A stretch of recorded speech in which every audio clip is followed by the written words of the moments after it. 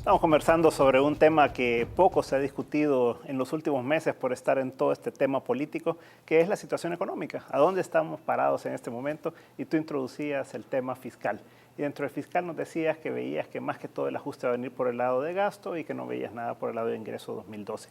Entonces te preguntaba, dado que el costo político del frente puede ser muy alto si se reducen o se eliminan subsidios, porque esto va a la clase media, que es una que no salió a votar o no votó a favor del frente como lo hizo en ocasiones anteriores. ¿Tú crees que el presidente Funes y el frente estarían dispuestos a quitar subsidios después de este resultado electoral? Bueno, voy a contextualizar esto. Cuando me dices si yo creo, yo te diré que tengo una información privilegiada que me señala que lo que dije en el anterior segmento va a ser realidad, que el recorte viene por el lado del gasto. Esto significa que viene un recorte en subsidios de transporte, de energía eléctrica y del gas licuado. ¿Ok? Si esto es viable o si esto es posible políticamente, yo esperaría que el presidente Funes, que no tiene ánimos de reelección, y que el FMLN, que se planteó una agenda de transformación de este país, le dejen una huella a las nuevas generaciones. Y sobre todo, le den una oportunidad al país de refrescarse en el sentido de tomar decisiones difíciles, que no son populistas. Aquí no se trata de que el frente lea que tiene que ir corriendo a la salida de la clase media y de resolverle los problemas de consumo creciente que tiene la clase media. Aquí se trata del orden y la disciplina fiscal en un país que, como ustedes muy bien lo han señalado, está caracterizado por un tremendo problema fiscal. 3.5% era la meta del déficit fiscal que tenía el gobierno en el acuerdo stand-by con el Fondo Monetario para 2011. Llegó a 4.1, ¿verdad? Llegó a 4.1. Ahora, la manera como se renegocia con el Fondo Monetario es decirle al Fondo Monetario, miren, vamos a intentar a diciembre del 2012 estar entre 2.7 y 3%. No es fácil. No es fácil, sobre todo, habida cuenta de las consecuencias políticas. Pero bueno, consecuencias políticas o desarrollo nacional. Consecuencias políticas o decisiones de transformación de país. Consecuencias políticas o convertirse en un gobierno que se gane el respeto del mundo, porque viniendo de las izquierdas, como le llaman, tiene la capacidad de tomar las decisiones que el país necesita en función de políticas de Estado, independientemente que tenga que pagar costos políticos. Ojalá, si de todos modos ha pagado costos políticos el FMLN en los últimos 2 años y medio, ojalá que ahora los pagara por dejarle a la sociedad salvadoreña disciplina fiscal y un país en una transición de ordenamiento. Y una segunda parte de la respuesta sería que yo veo una enorme oportunidad ahora de proyectos estratégicos que están en manos de la Secretaría Técnica y que están listos para que en el marco del Asocio para el Crecimiento los podamos impulsar. Y ahí me estoy refiriendo del aeropuerto internacional, ahí me estoy refiriendo del puerto de la Unión, ahí me estoy refiriendo de las zonas extraportuarias, ahí me estoy refiriendo a una serie, ¿verdad?, de proyectos que están listos para poder montarse sobre infraestructuras que ya los albergan y que son proyectos exitosos. Al menos en el caso particular del aeropuerto no cabe ni la menor duda. Los otros está por verse porque habrá que ver cómo se concesiona el puerto de la Unión. Pero hay una hoja de ruta muy interesante que busca la concesión a diciembre. Ahora, William introdució un elemento que a mí me parece exquisito. William decía, yo no veo un planteamiento de desarrollo, y yo diría, William, que no lo veo en el Triángulo Norte a excepción de Guatemala. Guatemala tiene un proyecto de corredor interoceánico que conecta por el lado del Pacífico San Luis y por el lado del Atlántico San Jorge, que tiene la capacidad de catapultar a Centroamérica en la globalización de una manera completamente distinta, porque son 2 puertos de tercera generación, ¿verdad?, con una inversión que los operadores son los que la van a asumir. Siento que por ahí puede venir un nuevo esfuerzo de modelo de desarrollo, William, basado en un diseño de proyecto que los guatemaltecos están ahorita lanzando sobre la base de proyecciones de volumen mundial de comercio, no sobre la base de los bienes y servicios que entran o salen desde Centroamérica. O sea que después pasemos de nuevo, sí, pero no me quiero desviar del tema en el que estábamos antes. Okay. Y eso lo dejamos para el siguiente. Sí, cabal, dejémoslo para el siguiente bloque porque sí terminamos de ver el tema fiscal. O sea, sí. ¿Tú crees, Alejandro, que en realidad el frente esté dispuesto? Yo veo las buenas intenciones que plantea Carlos Federico y totalmente de acuerdo. Pero ¿tú ves esa viabilidad política con una elección presidencial a 2 años?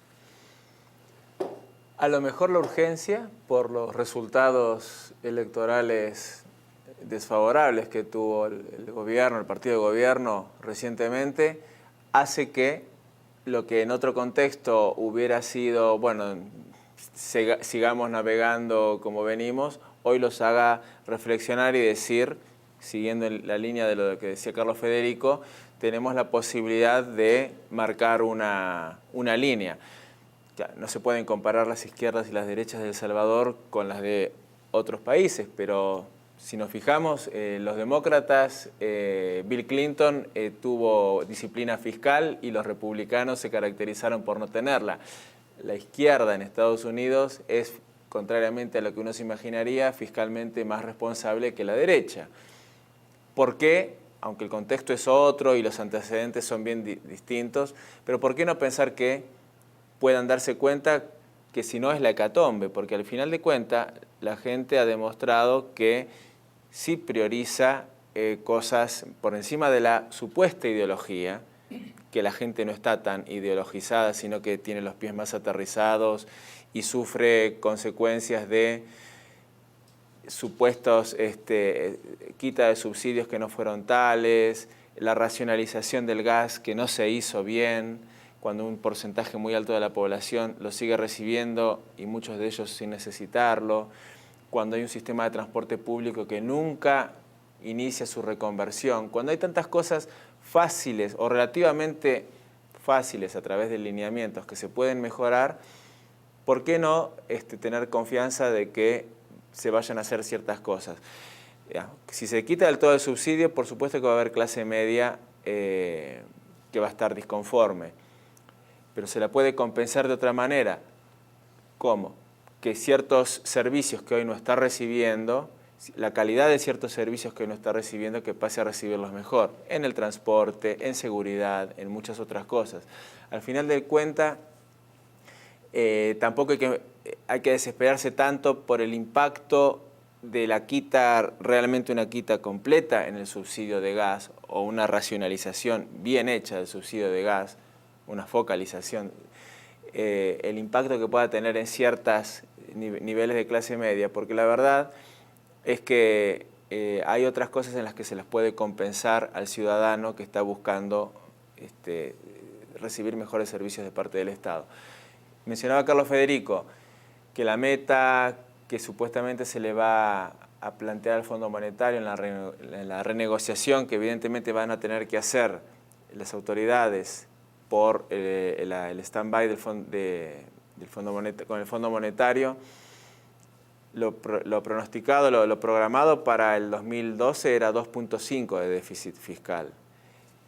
Ya Carlos Federico está mencionando que van a apuntarle al 2.7 a 3.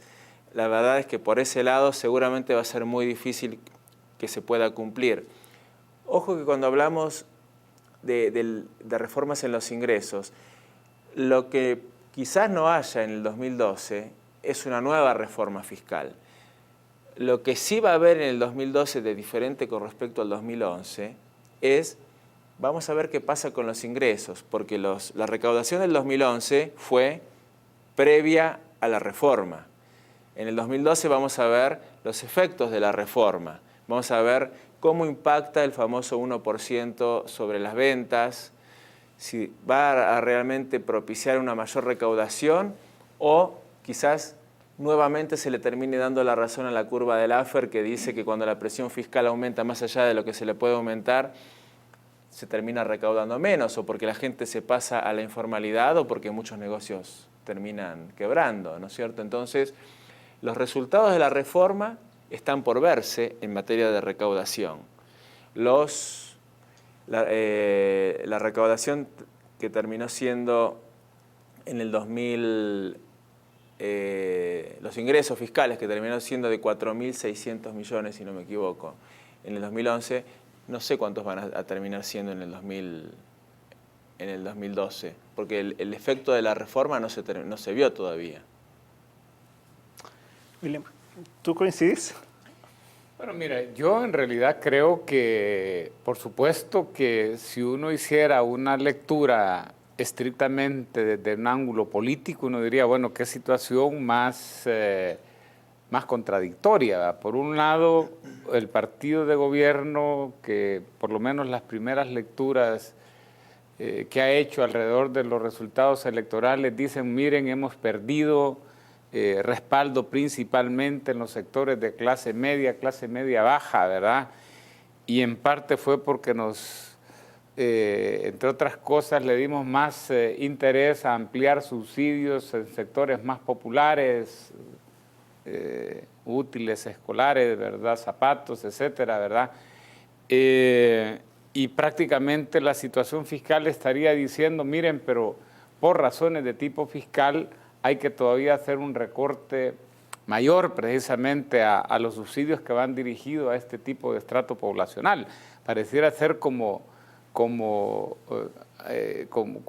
contrario precisamente por lo menos al diagnóstico que en este caso el partido político de gobierno quisiera tener. Por otro lado, tenemos datos definitivamente macroeconómicos que asustan, ¿verdad? Que hay que decirlo, no son responsabilidad exclusiva de esta administración, sino que es una tendencia que viene de las administraciones anteriores y que evidencian, me parece a mí, la poca racionalidad que ha habido en la administración del presupuesto. Por ejemplo, el año 2011, el total de transferencias corrientes del gasto, del gobierno central fue superior a todo el pago de remuneraciones, ¿verdad? O sea, se pagó más en subsidios que en planilla. Eso básicamente es un tipo de estructura de gasto público propia de un país petrolero, por ejemplo. O sea, de un país que tiene esas fuentes de ingresos extraordinarias, pero no para un país como el nuestro.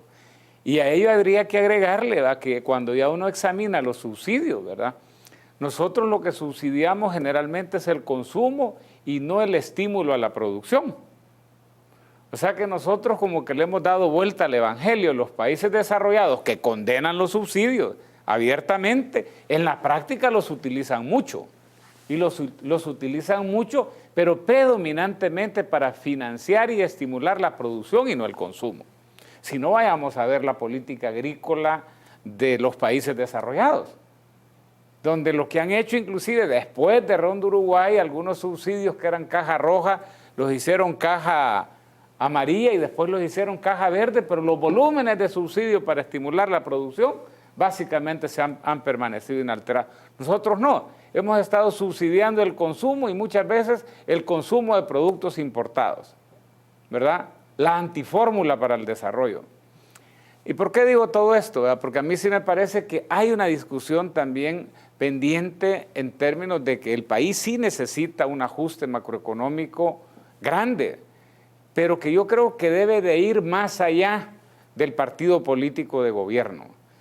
En realidad estamos en una trayectoria de insostenibilidad fiscal y puede ser peligrosísimo. Que estemos comparando a El Salvador con Grecia debería de llevarnos, me parece a mí, a pensar, bueno, ¿y qué está haciendo Grecia para no caer en una situación de default?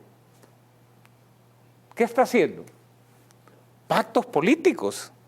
De hecho, el Partido Socialista griego entregó precisamente la conducción del gobierno a la oposición y se puso al frente del primer ministro a un tecnócrata como para decir, miren, esta situación que está pasando el país de alguna manera ha sido una responsabilidad de todo. Y sabemos que definitivamente el país necesita un ajuste macroeconómico de gran envergadura.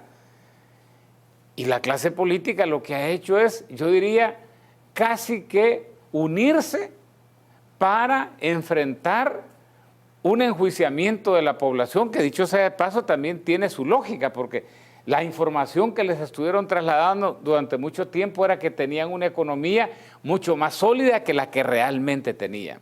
Yo creo que algo de eso definitivamente necesita El Salvador. O sea, que en otras palabras, yo insisto, yo creo que si no hay un espacio para ir conformando o trabajando en un pacto nacional, es posible que a pesar de que el ajuste es impostergable, sigamos caminando por la trayectoria inadecuada. Ok, tenemos que ir a un corte. Creo que eso nos da pie al siguiente punto. Entonces, si vamos en esa trayectoria, si no se pudiera hacer la parte del gasto que todos coincidimos que debería hacerse, entonces, y como vamos en la trayectoria que vamos, ¿qué hacemos con los ingresos? ¿Verdad? Pero no nos cambie, en un momento estamos de nuevo.